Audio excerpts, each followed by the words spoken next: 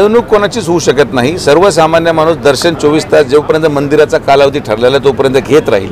मात्र जे VIP आहेत, जे पासद्वारे पैसे देऊन दर्शन केले जातात, तर जसं तिरुपतीमध्ये आपण कधीही VIP पास जर काढला तर त्याला आपल्याला दर्शनाची वेळ ही निश्चित पहाटे 4 ते सकाळी 6 पर्यंतच केलेली आहे। दिवसभरात कधीही तिरुपतीला VIP दर्शनाचा पास मिळत नाही। आम्ही संस्थांना हीच विनंती केली की आपण देखील तिरुपतीच्या धर्तीवर त्याचा अभ्यास करावा आणि अभ्यास करून ते इथं कसं अंमलात आणता येईल। दर्शनाचा अधिकार कोणीही काढून घेत नाही।